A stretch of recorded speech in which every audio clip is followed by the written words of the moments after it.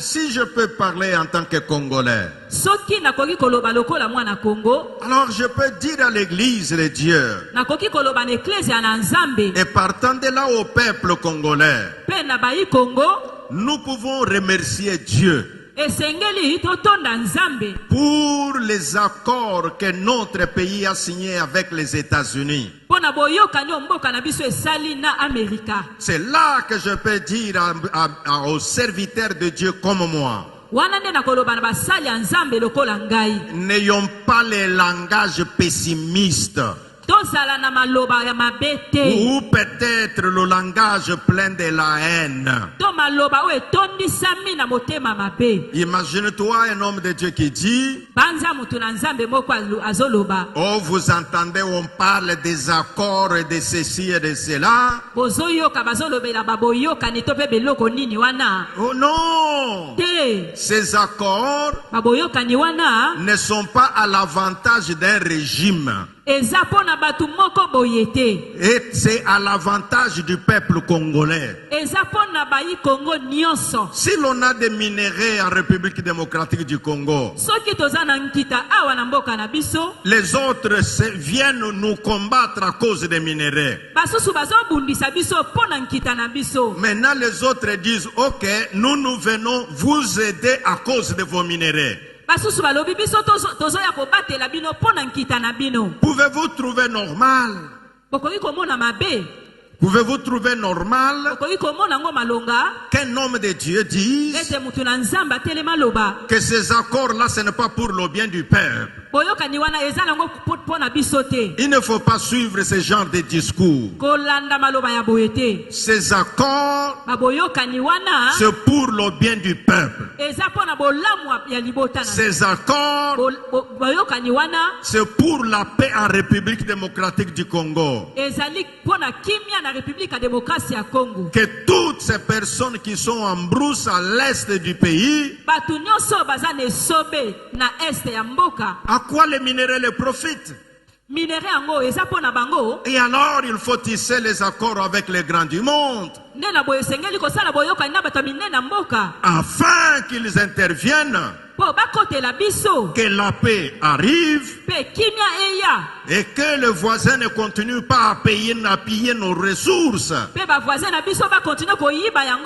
Donc nous répétons et nous disons, les accords de Washington, c'est pour le bien de notre pays. Les accords de Washington, c'est pour la prospérité économique de la République démocratique du Congo. Et donc cela va à l'avantage du peuple. Et donc ceux qui pensent, qui parlent négativement, nous sommes à la fin de l'année. Nous pouvons, nous chrétiens, parce que nous croyons en Dieu qui a une provision pour son peuple, il ne faut que lui dire merci. Dire merci pour ces accords-là. Et quand nous lui disons merci, cela fera que ces accords soient en application. Donc j'ai ouvert cette parenthèse pour dire que nous, comme hommes de Dieu,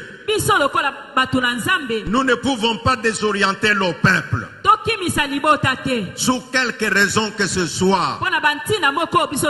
Mais nous devons conduire le peuple à l'espoir. Ce qui est même grave.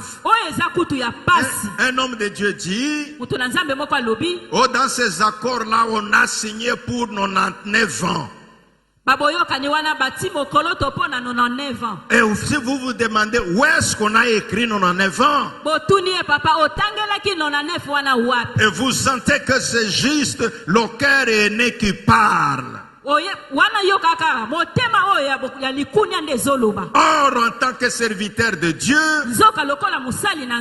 nous devons respirer l'amour.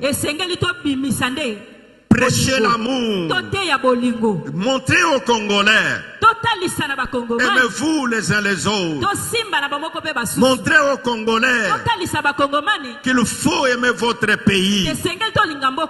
Et comme nous sommes à la fin de l'année, non seulement nous faisons l'évaluation de nous-mêmes, mais nous pouvons faire l'évaluation de ce qui se fait dans notre pays. Et je peux vous dire, je pense que les historiens ne vont pas me contredire. Parmi tous les accords qu'on signe,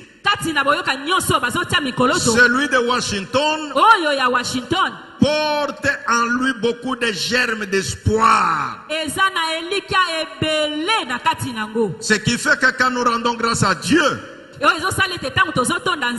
nous pouvons également dire merci à Dieu pour ces accords-là. Pour terminer la guerre d'agression à l'est de notre pays. Oui, j'ai ouvert cette parenthèse parce que je disais, Jésus a levé les regards vers le ciel.